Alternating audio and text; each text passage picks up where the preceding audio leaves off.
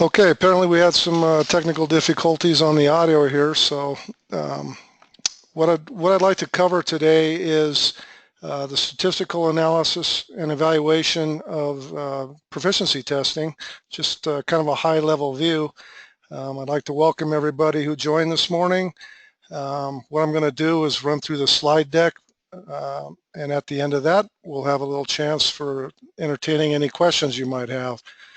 So, starting off here, I'd like to talk a little bit about the common models that are utilized in proficiency testing scoring. The one I'm going to focus on today primarily will be the NELAP, or TNI, the NELAC Institute. It is the most recognized in the US, so we're going to focus most of our attention on that. We also incorporate a Z-scoring model, which is very useful in determining trending, that type of thing, and it's primarily a consensus approach. And then there's a pure study consensus approach, which is based purely on a given study, the statistics that are generated from all the participants, and it's that's the most simplistic model used. So as I stated, the NELAP TNI study is accepted by most states, either wholly or in part. There are 13 states that are accrediting bodies for TNI right now. The data that are evaluated in this type of study, they're evaluated using regression equations or fixed limits. If you'd like more information on that, there's a lot more detailed information published on the TNI website under the FOPT tables. In those tables, you'll find the concentration ranges that the PT samples are to be made to, or the assigned values should be assigned at. You also find the regression equations and the limits, the fixed limits, anything associated with the evaluation criteria.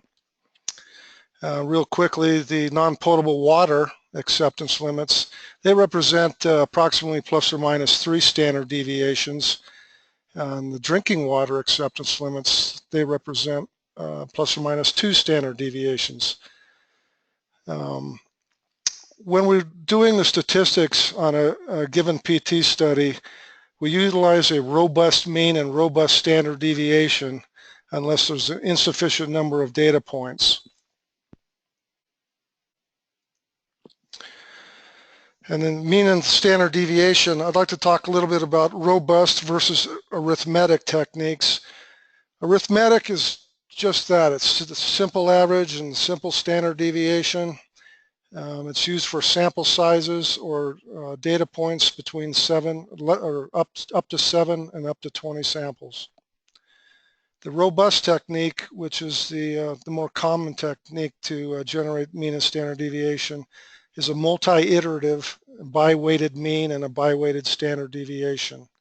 So what does that mean? We get a lot of questions on this.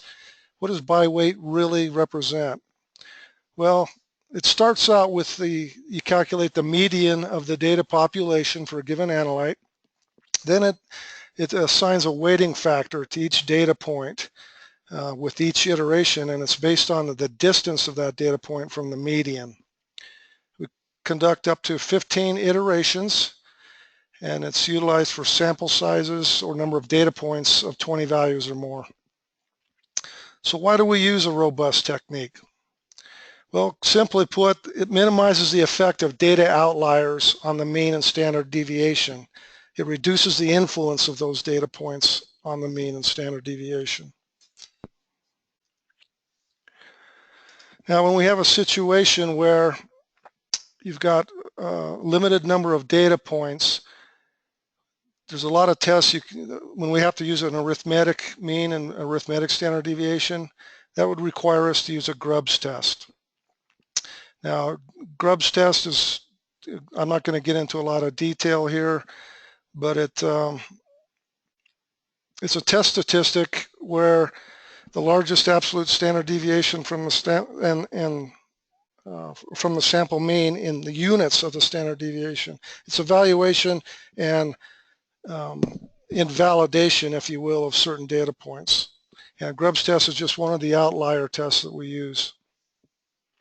Now, I'd like to note here that when we use arithmetic techniques, we're limited on the number of outliers that we can throw out of a data set. So the general rule is no more than 20% of the values can be classified as outliers. That may seem kind of high to some people, but it's a starting point. What I'd like to do next here, I've got an excerpt here from a TNI FOPT table from the NPW table, or non-potable water. This is what the table looks like. Obviously there's no footnotes in here, but I'm going to use this table and I'm going to use nitrite, which is highlighted in green, to go through an example as we go down through this. But it starts out with the analyte code, EPA analyte code, the ERAQC code, the analyte, and the concentration range. Now this is of particular importance to participating laboratories. The PT providers are required to have their assigned values within this concentration range. Now that doesn't mean that a PT provider can't take an assigned value at either the low or the high end and evaluate that way, or make it to that value. PT providers are required to cover the entire concentration range as close as possible over a given period of time. They need to represent samples within those concentration ranges, so they can't just manufacture each PT study at the same concentration or close to the same concentration with each study. Now you'll see the under the acceptance criteria column, you'll see the A, B, C, and D columns. Those are the regression equations. Final column, you'll see the ERAQC PTRL. Those are the PTRLs at which participating labs should be able to achieve. And when you're evaluating less than values, PTRLs come into play and play a significant role in that.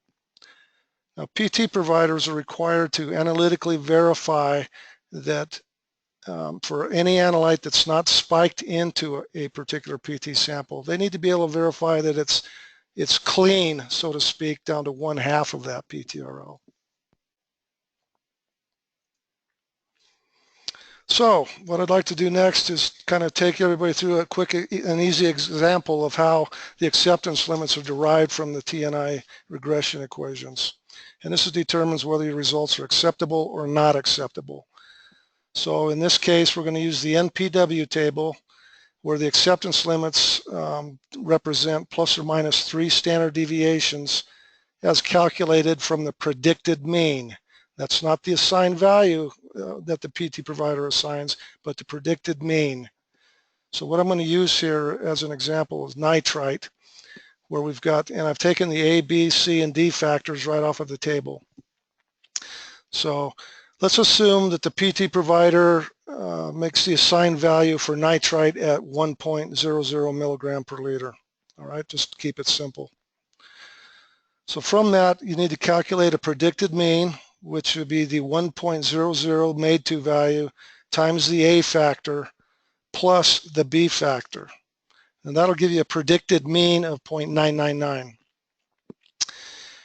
Then you calculate the predicted standard deviation, which is the same made to value, 1, times the C factor, 0.0377, plus the D factor, 0.0250.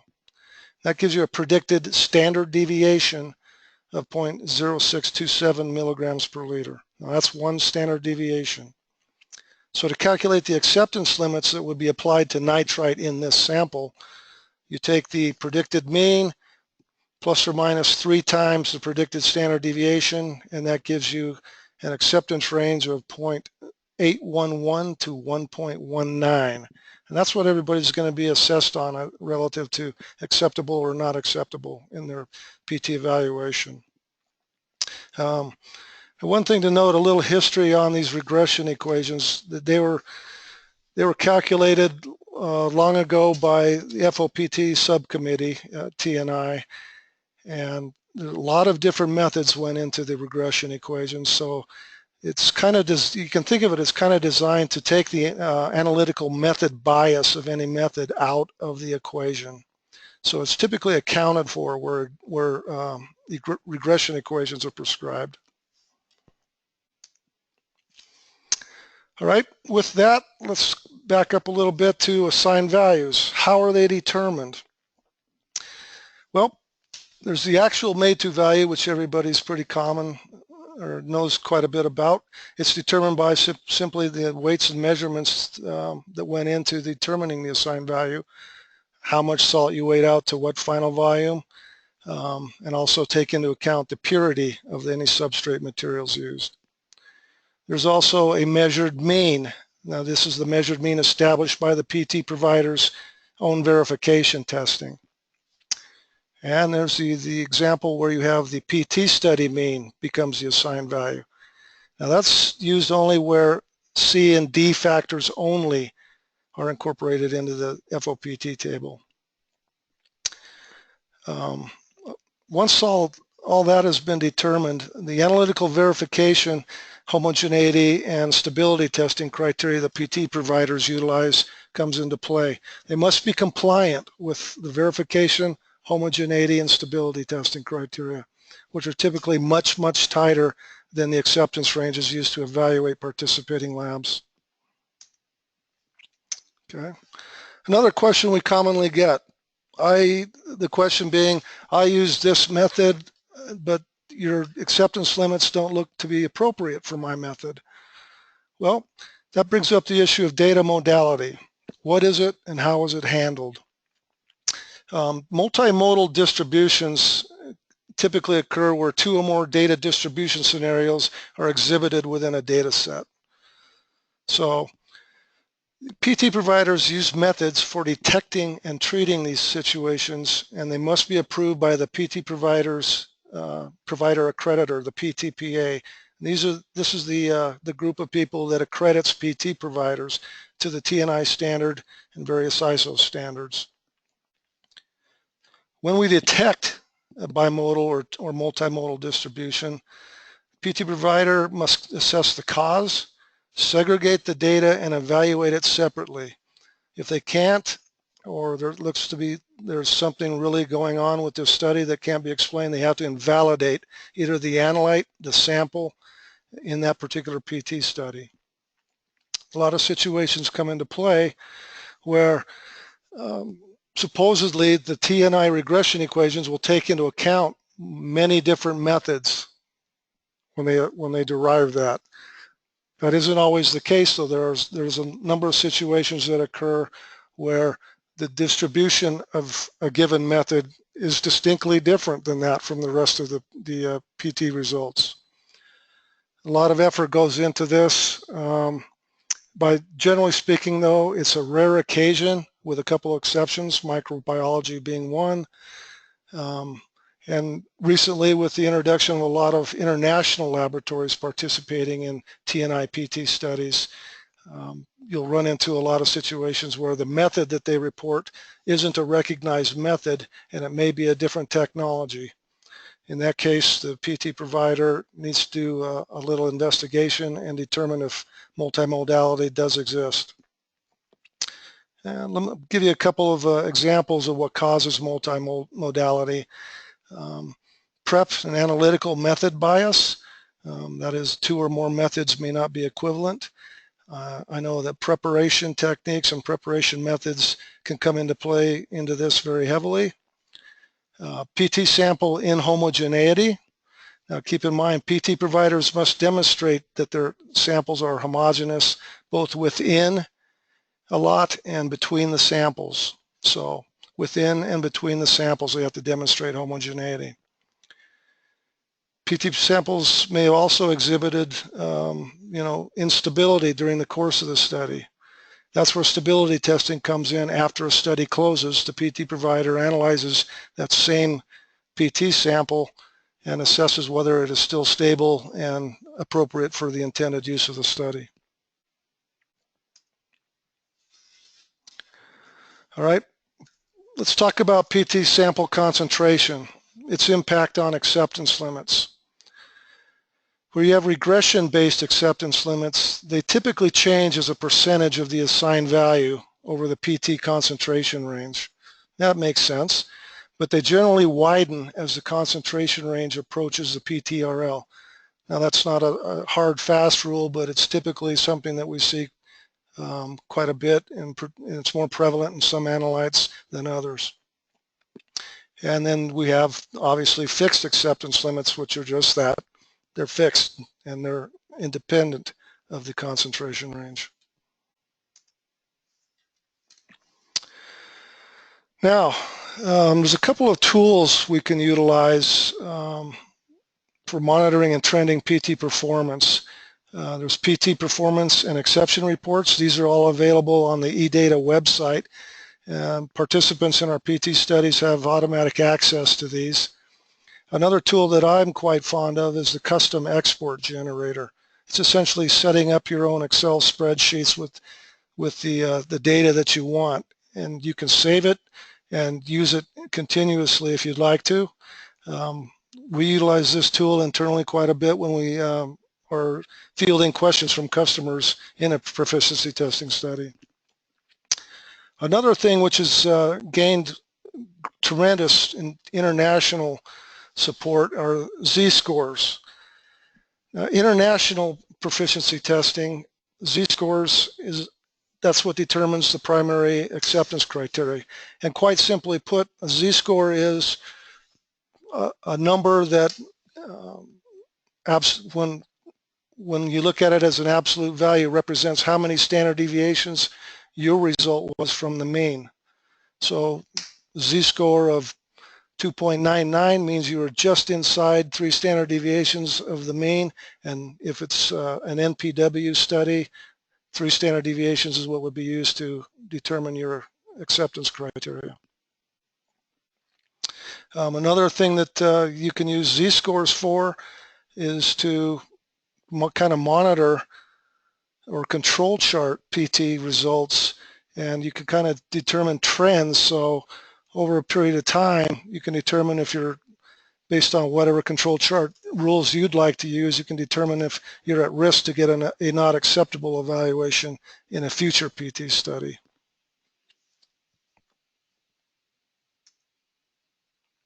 All right, this brings us to the end of the slide deck. What I just kind of like to do is offer you some other sources of valuable information here. The TNI website contains just about everything you'll need to know for the TNI proficiency testing program, and that's at the ERAQCinstitute.org. Also, you can reference ISO 17025, Guide 34, Guide 43. You can always call ERA, or you can search our website at ERAQC.com. So with that, what I'm going to do is I'm going to open this up for questions. This tends to be the longest part of the session, so feel free to type any questions you might have, and I'll do what I can to answer them.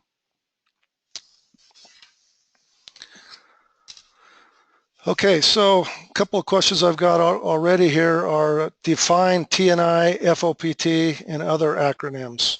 All right, TNI stands for the ERAQC Institute. It's primarily a volunteer organization consisting of laboratory community, proficiency testing providers, regulators, EPA, and so forth. FOPT stands for Field of Proficiency Testing. And there's a number of FOPT tables out there that prescribe how a proficiency testing program should be run.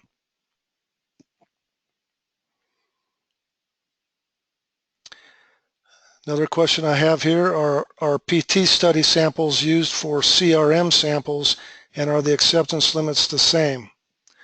The answer to that is yes and no. Let me explain that. After a proficiency testing study is completed, any remaining samples are then go through our CRM process, where we generate a certificate of analysis and release it as a known QC sample, so to speak. Many of our CRM samples contain 2 sets of limits: acceptance limits that would be used for a proficiency testing study, and acceptance limits that are based on historical PALs, or performance acceptance limits. And that takes into account historical data as well as method-specific data, and it's kind of statistically derived, so you get two sets of acceptance criteria with those. Okay, here's another good question. How do the A, B, C, and D factors evolve as newer methods are adopted by labs?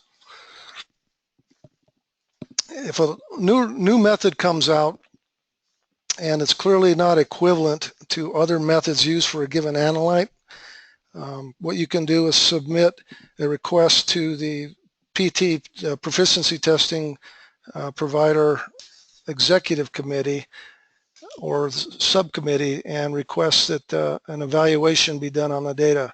Now, typically what this will require is you'll need a lot of data, and the FOPT subcommittee, that this is one of their main tasks, is to evaluate regression equations, i.e. the A, B, C, D and factors. And to do that, they need a lot of data. So they'll typically go out to PT providers, laboratories, the community, and ask for any data that they can get on that, as well as concentration ranges. Then they'll plot it on a linear regression and determine what the A, B, C, D factors should be for a given method. Okay, I'd also like to mention that after this webinar is over, within approximately 24 hours, the webinar will be presented on ERA's website, and it'll be available for your review or download.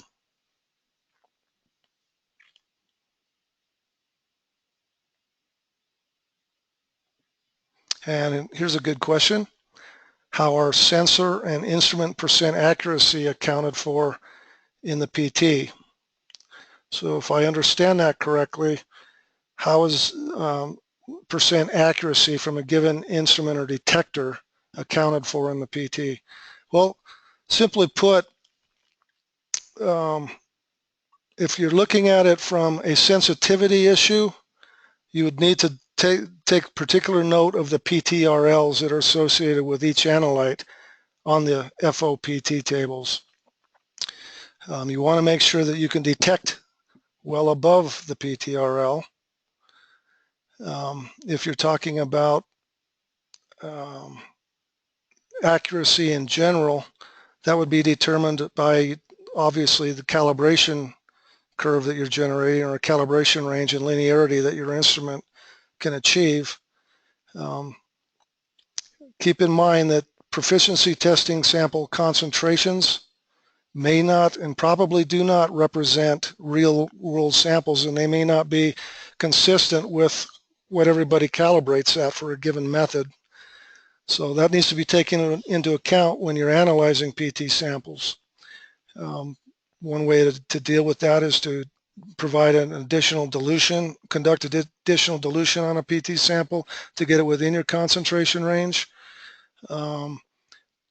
Generally speaking, you should treat a PT sample the same way you do your field samples.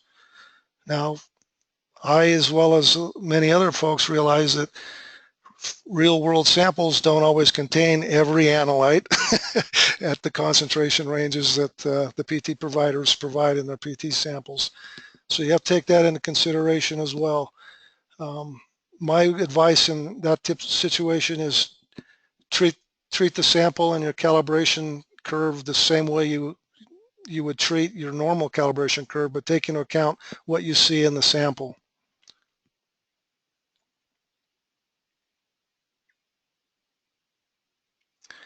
And another question here, how would you treat a PT sample like a field sample if they are not representative of a real world sample?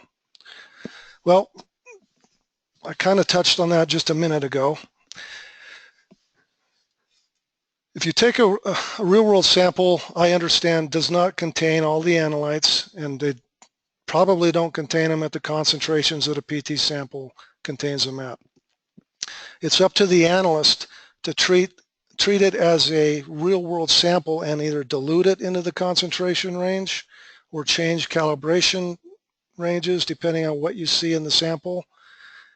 That's where the benefit of having the FOPT table there and available for your review is so you know what concentration ranges you can expect for a given analyte in a given PT.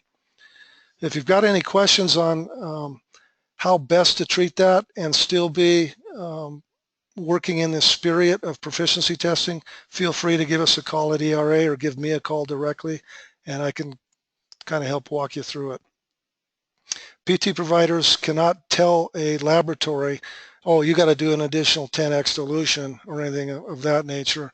We can offer guidance on, given the method that you're using, what might be an appropriate way to look at that sample or what might be appropriate ways to handle that sample from an analytical perspective.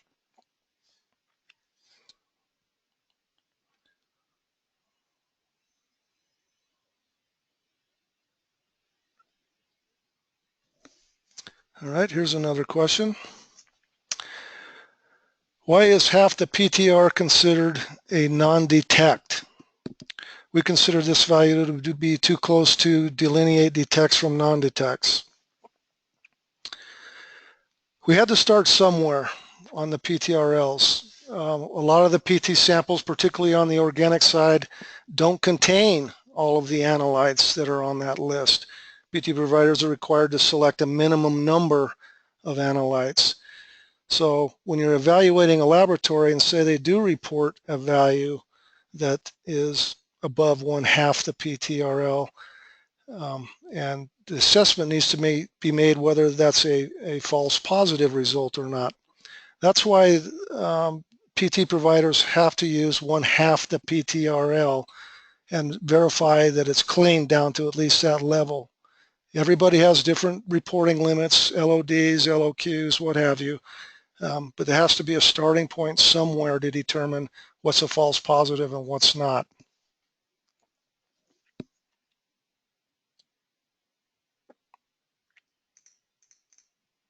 Okay.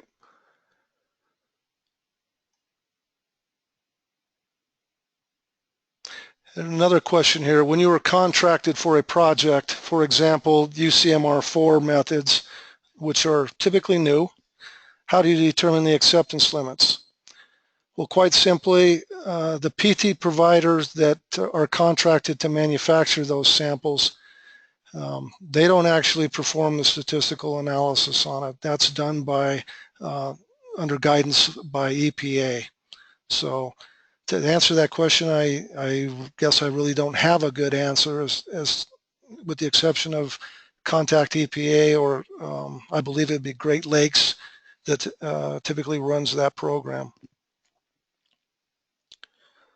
Okay, how are the terms A, B, C, and D in the regression equation determined?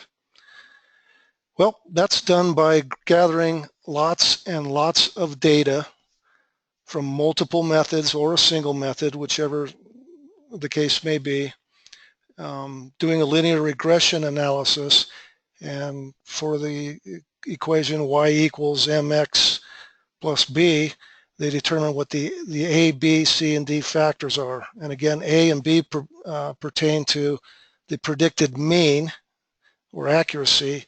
The C and D factors apply to the precision or standard deviation.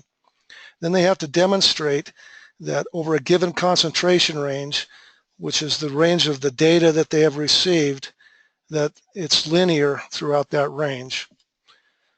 Linearity is a relative term in some cases. As I mentioned earlier, the closer a concentration gets to a lower or upper end, that range may widen or tighten depending on the situation.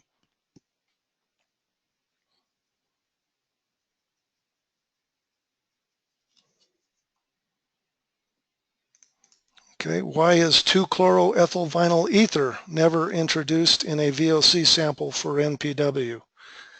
I don't know that I have a good answer to that question, other than PT providers are required to randomly select the analytes in samples where the analyte list is too large to include every analyte.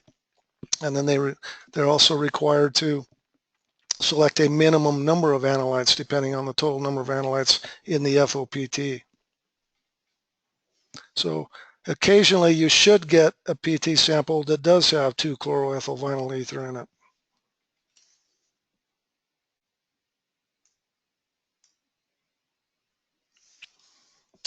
All right. How do you become involved in the committees that determine regression equations and whatnot?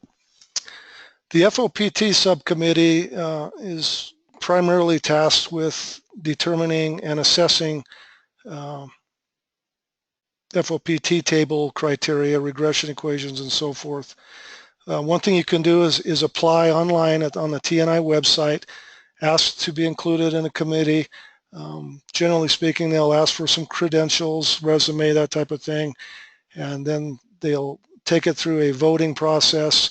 You'll be given a chance to present your case on why you'd like to be involved in a committee, and it'll be determined by the committee with or without the Proficiency Testing Executive Committee's involvement as well.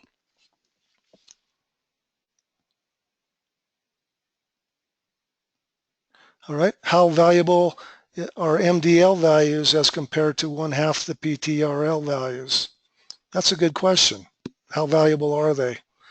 There are certain rules in which PT providers evaluate less than data. So I'm going to use that as an example. Under the 2009 standard, Volume 3 standard, PT providers are required to evaluate less than values a little bit differently. So if you report a less than result that's less than 1/2 the PTRL, you won't be penalized. You'll still get an acceptable result. In fact, if you report a less than value that is between the PTRL and the lower end of the acceptance range, you still get an acceptable value. But how do they compare realistically? They probably don't in all cases. MDLs are determined either through a specific method, provided through a method, or provided by your actual analytical method. It varies a little bit from laboratory to laboratory, method to method, but as I stated before, the PT providers had to have some place to start for an assessment on analytes that are not present in a given sample. Now, for analytes that are present in a given sample, the participating laboratory needs to make sure that the method that they're reporting or using to report is capable of achieving down to the PTRL value levels. One thing I'd also like to note that if a PT provider manufactures or certifies a sample at the very low end of a concentration range for an analyte, the acceptance criteria can go down below the concentration range that's listed in the FOPT. Typically, it won't go down as low as 1/2 the PTRL, but it all boils down to you need to make sure that your MDL is sufficiently low enough to report a value that you can quantitate accurately within that concentration range.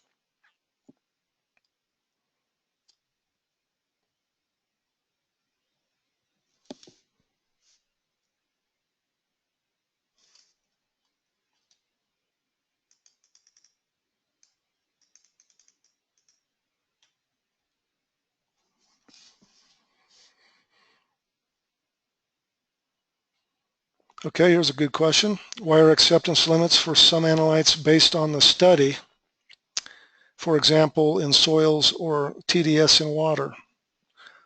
Well, one thing that comes to play there, particularly in soils, is you're dealing with a fairly natural matrix that's been processed obviously within a given particle size range.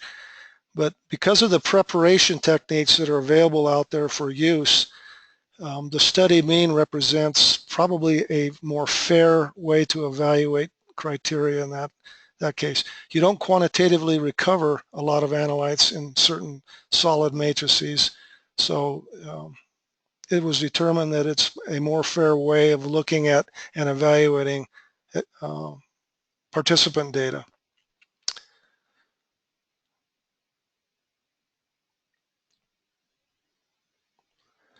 Another question is, relative to quick response PTs, are they always taken from past PT regular studies?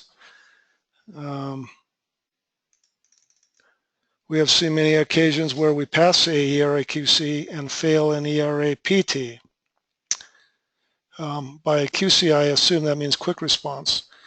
To answer the question is, the vast majority of quick response PTs are taken from past PT studies. The acceptance criteria that are applied to quick response samples should be the same acceptance criteria that applied to that sample when it was in a PT study.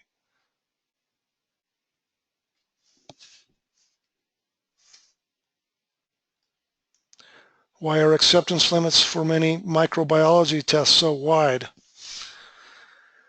There's $1 million question right there. And I think the best way to answer that is it's an artifact of the methods out there that are being used today.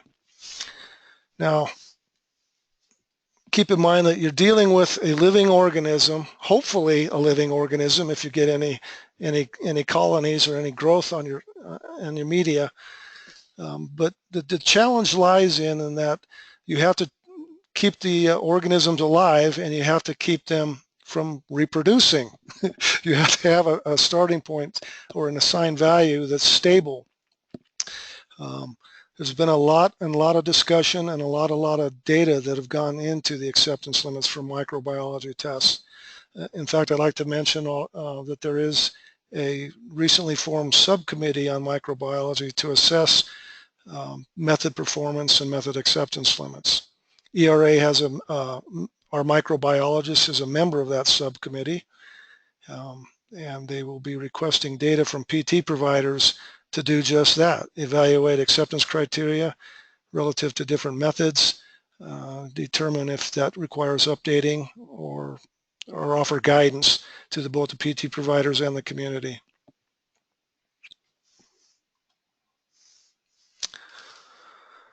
Okay, some analytes have tighter acceptance limits than others. Please explain the rationale behind that. Again, that's determined by the FOPT table.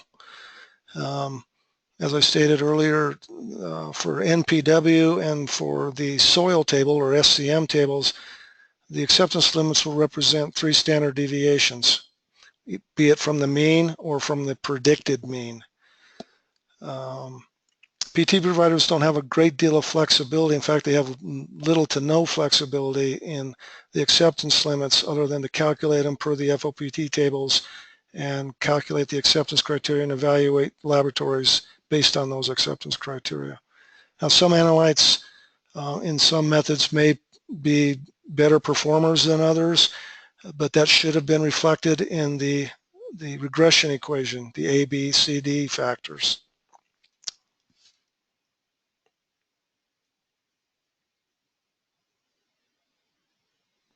Okay, as a follow-up, what are the other sources of the quick response versus a regular PT study? Statistically, would these be treated identically? It's going to be the same sample. It's going to be a 1 participant sample, and the acceptance criteria that were used for the PT study on that sample are what get applied to it. So statistically, on the evaluation side, they are treated the same.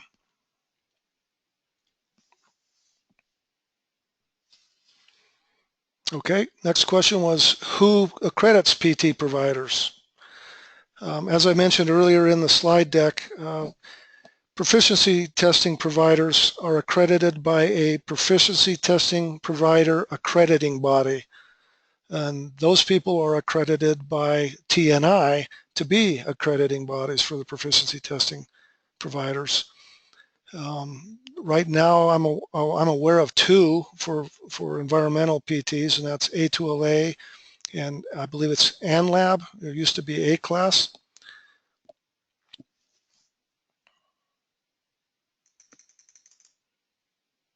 Okay, that's all the questions I have right now. If you do have other questions, feel free to email me, Craig Huff at ERAQC.com.